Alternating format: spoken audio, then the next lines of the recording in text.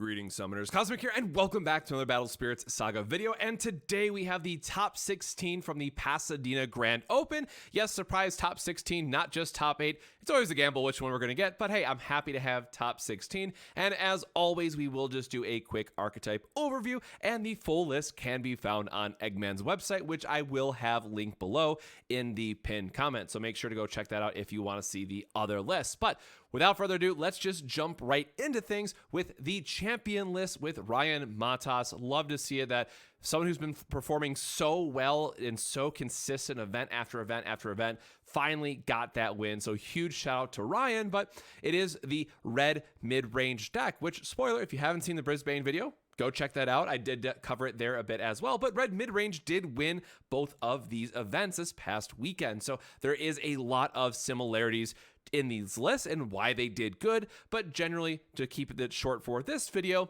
yellow won a lot the week before. Red is a natural counter to it, so it was a smart counter pick and performed well because of that in the meta. So I would expect more red going forward in terms of, hey, just Nexus removal is good, Dragno King is good, Andromeda still just being a key card, so get your red starter decks if you haven't already, because that card's going nowhere anytime soon. But again, I covered a lot of this in the past video, so not to cut Ryan short or anything, but I will save this for, the champion interview that we will set up as well. So look forward to that.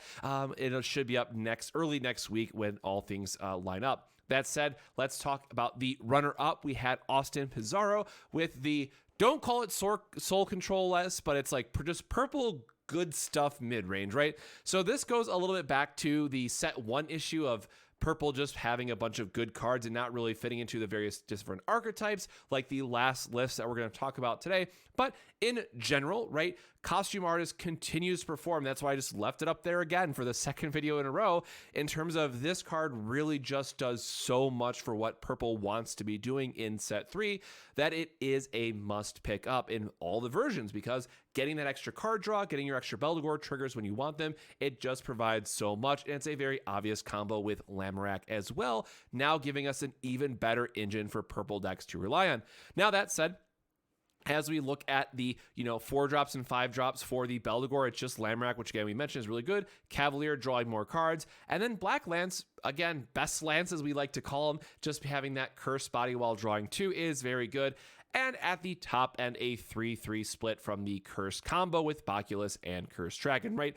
With a lot of Gale in the meta and a lot of these decks that just want to clog up the board, right? Very good against yellow as well.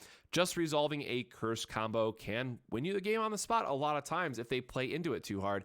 That said, you will notice there is no Purple Smoke Valley in this list to get the draw off of the core removal effects. It is just Rotting Swamp as the main engine.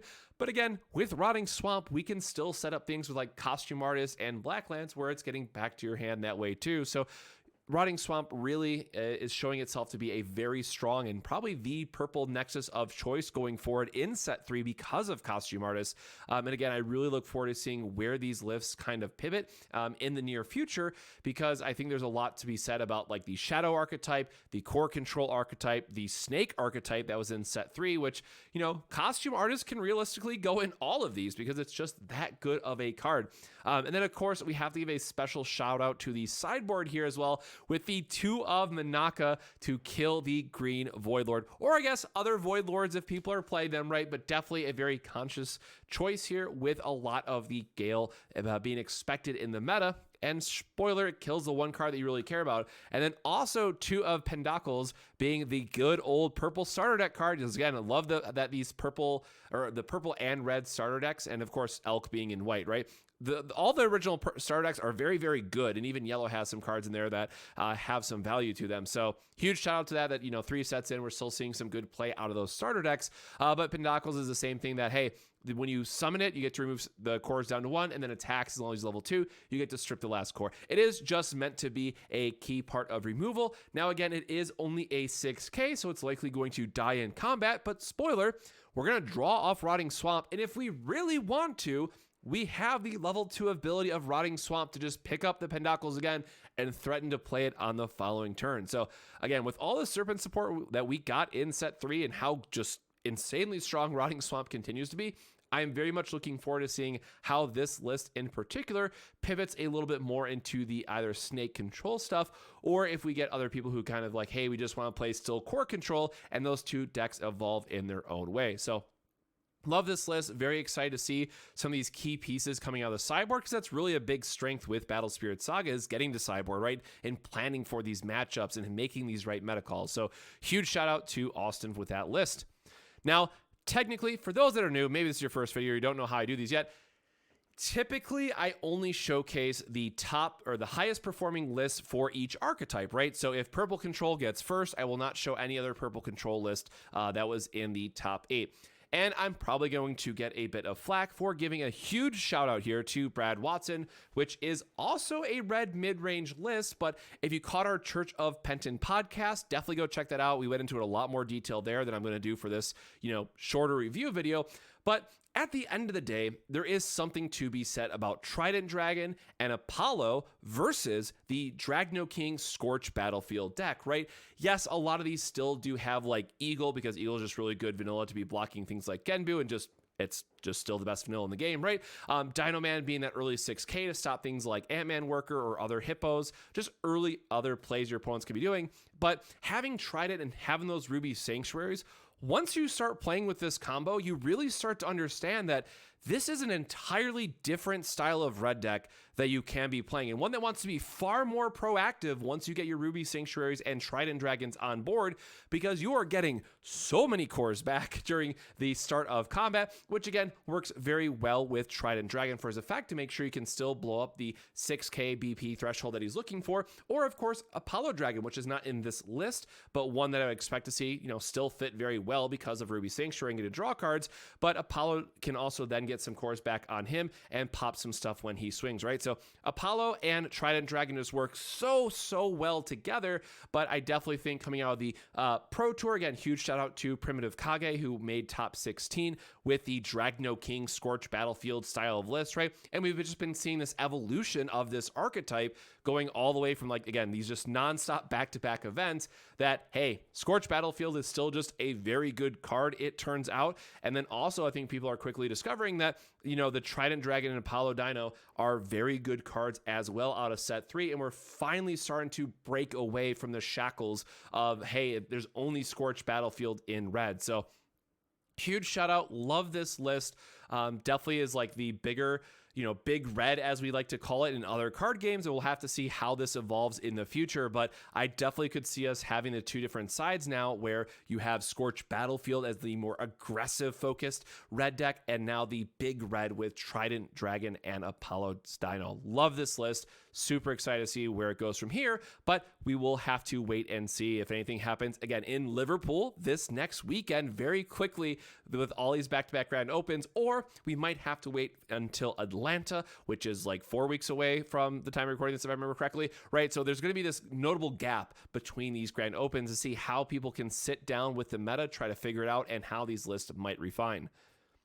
Moving on from there, the other top 4, shout out to Andy Rizzo with the Fabled Beast list. Again, we got to chat a bit in the Netherlands, was playing some yellow Fabled Beast there. Really love to see the breakout here into top 4. And of course, it is Genbu. We've seen a lot of conversation around Genbu right now, that it just gave Fabled Beast the key card that it wanted to be unblockable. You're still healing, you're drawing extra cards off Hex. It just does a lot for what you want it to do in this yellow archetype. And one thing you'll then see is that within yellow, we are still kind of stuck with that early Fabled Beast package, because Phantasmal Paradise is just an insane card and Blessed Cathedral can help us out later. But things like Hippo, Hex, and Dual Eagle are just going to remain staples in yellow, no matter how the meta evolves out beyond here. Now, the one thing I will say, and I don't want to take too much of a spotlight of it because we do have another list that we're going to talk about, but Flagellum was the one that surprised a lot of people in Netherlands, and just getting to shrink their board, right? If you have Flagellum plus Exhaust Nexus, that's minus 5k off just one card. And then if you play any other high-costed spell, right, you can also get that additional trigger and then shrink for 7k. So I will like to see how this evolves a little bit more. And again, we're going to talk about the top 8 list as well to see if Fabled Beast, we talked about splashing that one of Michaela because it just lets you find spells, but maybe now we have Flagellum as like the second key spirit in the deck, because you can sculpt your hands to find ways where it's like, okay, now Flagellum, double exhaust Nexus, you're losing your entire board, and you should be able to close out the game from there. So Fabled Beast continues to be good. I still expect it to be a decent showing in Liverpool because it is just quite that strong, even with everyone acknowledging that red is back. But if it can break beyond top 8, we'll have to wait and see, but would not be shocked at all if we see a Fabled Beast list in top 8 as it just continues to go on. Hey, yellow's finally good, so let's celebrate that, right? But Genbu continues to go on his warpath to make up for all the time that yellow was not great. Then going into top 8 now with Rex's Nova list, and another topic that I'm not going to go into too much detail on this video, but please go check out the Church of Penton podcast. But we have talked about quite a bit, and Aspira gave his insight on the podcast as well, that Gale is just an engine that can go in other stuff, right? So we have the 3 Void Lord, the 4 Hurricane Highlands, the 3 Tokiwa, and the 2 of Jaeger, right? So we have the total of 12 cards that are in here, and then Thorn Prison, because you're playing green anyways, like that's just a good card to have. We don't count that one for that reason, but 12 green cards, right? Otherwise that round out the Nova package. And a lot of times you'll find out like this is just fine because you want the extra cores anyways, and there's still decent enough bodies. And truthfully, Nova didn't really have a second Nexus that they really cared about, right? You can make the argument for Ruby Sanctuary just to draw some extra cards, but nothing else really shined as much as Volcanic Canyon just to help you find the Nova pieces that you want, right? So at its core, this is still a Nova deck. This is the early red control that we would expect with like the Dino Man being 6k, the Arc being able to respect the aggro decks. You have your Volcanic Break, your Burning Forces, your Feral Slashes, right? Just the good old red removal and early stabilization. And then you have the 3 Meteors, the 3 Andromeda, and the 3 Nova, right? You've got to have those 6 cost Ascends to make sure you can play the Nova because he does cost 6 or more for the effect to, you know, get sacrificed to him. It doesn't always have to be Siege Worm. Sometimes you don't need the heal. And you just want to play the first one to then play the second Nova to heal up, and that's totally fine as well. However, you will notice then that the sideboard is where it really gets interesting, right? There is just the smattering of, okay, we have Cursed Combo, now we have more control elements, and going one step beyond that, right? You could just put, in theory, whatever you want in your sideboard that's going to be a good top end package that you think will help you in that matchup. You know, is it the Void Lord? Is it Derm Dynas? Is it going to be, you know, some Michaela Luster package just really going over the top, right? Probably not that far, but it does give you the idea of how flexible this can really be. But at the end of the day, you're still winning a lot of games off of the Nova plan, which I did have a chance to connect with Rex about. But it's not to be surprised that with Hurricane Highlands, you do get enough cores, and the Green Void Lord can get there as well. However, that said, it's really cheeky just to be able to like take the hit, go down to 1, then heal back up to 5 with Nova anyways, and like get yourself a second life total, right? So that can definitely help out in itself in a lot of matchups, but Nova just farms yellow all day because of the constant removal, right? So it's very, very hard for yellow to perform in this top 8 when I was thinking about all these red lists, but I think yellow overall is still going to be a very solid Swiss pick, and then if you just get lucky in top 8 and dodge red, I think you can be in a very good position. Now, huge shout out, finally another Luster deck making the top 8 appearance. We did see a top 8 Luster in Netherlands. We're of course seeing another top 8. And I'm so happy for Jesse because he's just been hounding about like, we're going to do this. We're going to break Luster. It's going to finally get there. And I mean, yes, Michaela makes your stuff free. She's like, yay, Michaela free spells, right? But it really is just Flagellum and how insane this card has been, right? It dodges Floodstream, which is like the big removal everyone's playing now. Whenever you play a magic card that costs 5 or more. So again, it's going to be things like your Burning Force, your Dream Bomb, your Double Heart, your Exhaust Nexus, your Floodstream, right? There's so many spells that you can just flex in here now because it doesn't say yellow, it just says magic cards. So this is also now something to consider for future design that's like, okay, anytime a 5 cost and higher magic gets printed, we got to go back to Flagellum and say, okay, here's a list of what we have. Are any of these better? We'll play this, right? And that's just the reality of how good Luster is. Like as a card pool gets deeper, Michaela plus whatever your Luster Spirit is just gets so much more value. Now, the one thing that I'll mention, I kind of talked about up front, is that yes, you still have the Carbuncle, you have the Hippocampo, you have the Hex, you have the Dual Eagle, you have the Paradise. Luster doesn't have an early game, and that still breaks my heart so much because it's just like, hey, I love that we have this Luster top end. I love the Spell Slinger side of it. It is super cool, please just do something, right? Give us something Bondi for the early game. And the reality of it is it's going to be extremely difficult for them to print something that is like just luster focus and is going to somehow be better than like turn 1 Paradise, turn 2 Hippocampo, right? That is just like the key yellow play that we're going to have until those 2 specific cards get power crept, because things like Marigold and whatnot just don't cut it for what else you can be doing in yellow. So I will be very interested to see how Luster performs going into Liverpool, because I think it is a very solid choice. And then also leading up to Atlanta, because spoiler, I would love to play yellow for the last Grand Open of the year.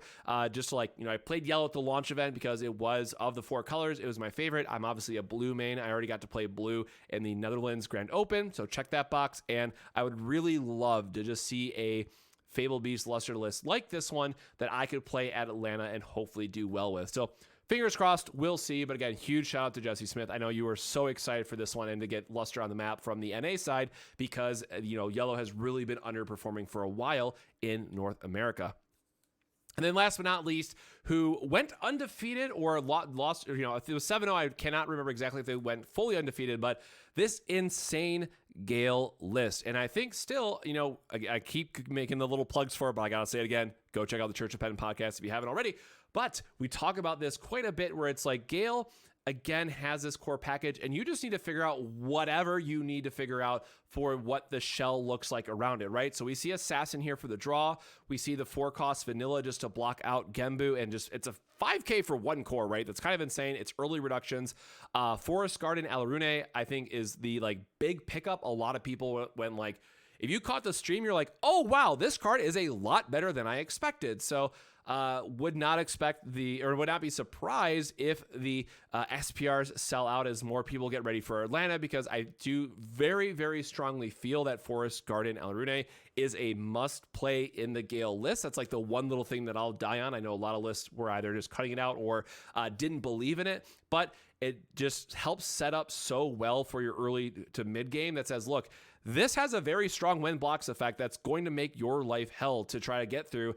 And then, of course, you have Thorn Prisons to back that up as well. So she can just fully shut off turns for you. If your opponent doesn't have a good line to attack into and try to reduce your life, that it might just buy you a turn or 2. And that's really all you care about at the end of the day. And then, of course, just the generic good stuff of 4 strong draw, 4-star blessed draw, 8 draw cards and filtering just to try to find your combo pieces, and then the Floodstream and Volcanic Break for limited removal. So that is the one thing I will say, obviously other than Beldegor and the Assassin having Curse, this is a little bit more light on the removal package than what we might expect from some of the other Gale lists that we've seen. But I think you do get a lot of value, again, out of the Forest Guardian, just being able to gum up the board while you wait and find your 10-drop to close out the game that way. So very excited to see kind of more evolution of Gale. There was also a very sick top 16 list that was Rainbow Gale, and just playing all the stuff you could imagine. It was super spicy. It was, what looks like it was all over the place just from a color distribution point, right?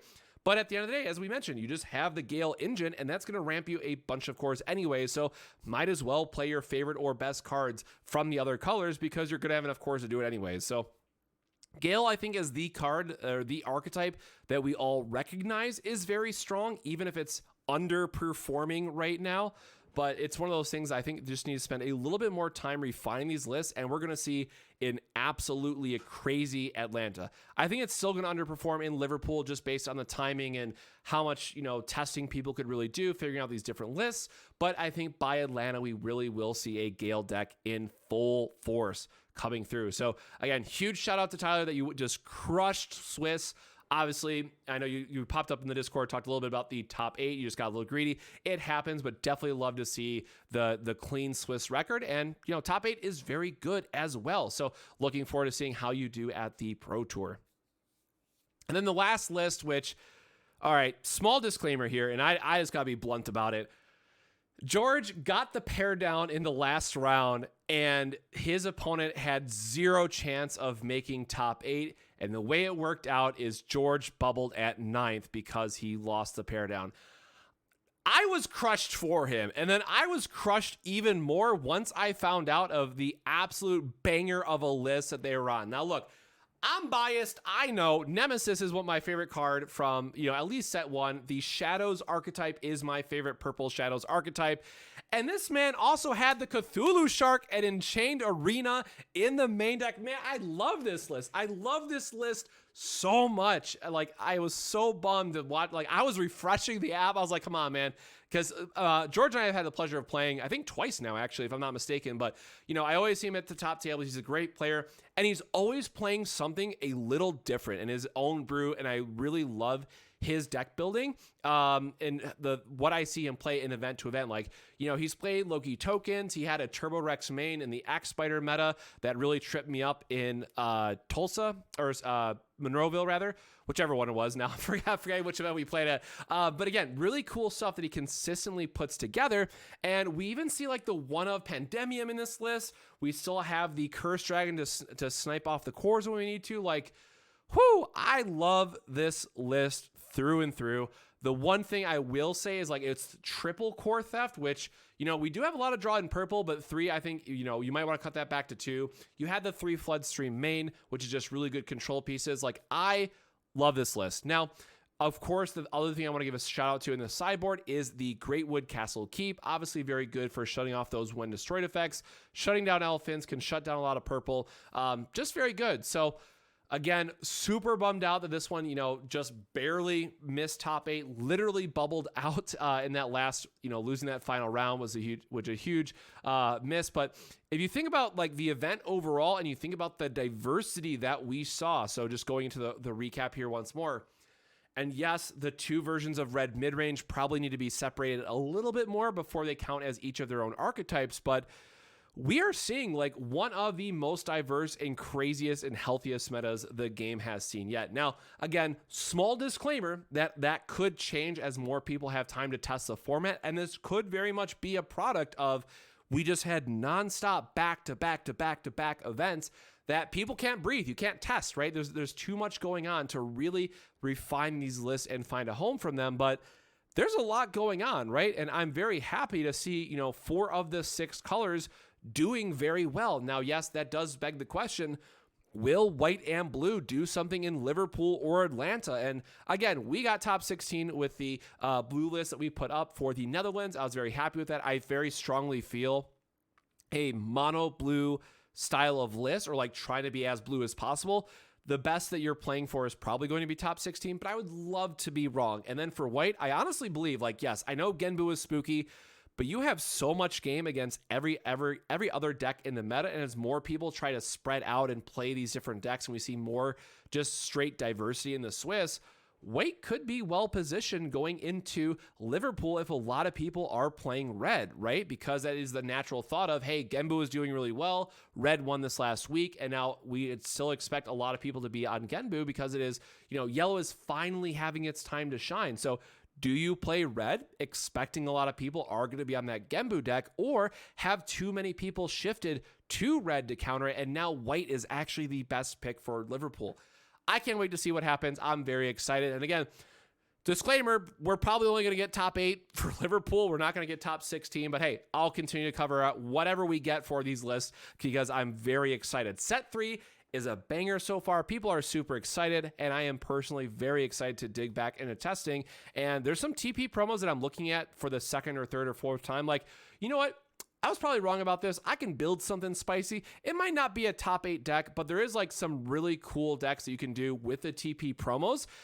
I could probably get top 16 with them, if I'm being honest with myself. But I think it's just different enough for a playstyle that we haven't seen yet out of some of those colors that I'm so excited to, whenever I get the TP promos, right? I have to win them and go to locals and all that stuff. But when I get those promos, I'll definitely feature those lists on the channel as well. So again, huge congrats to everyone that made top 16 and those that are qualified for Pro Tour 3, the last Pro Tour of the year before we go into Worlds with that $250,000 prize pool. Whoo, absolutely massive. Very excited to see who all comes out and plays for it. But with that, my friends, there's a lot more content to come as soon as I get the time and energy to get through all of it. But I'm super excited that set 3 is off to a great start and that players are actually excited for the game itself. So with that, my friends, stay safe, stay hydrated, and we'll see you in the next video. Cheers.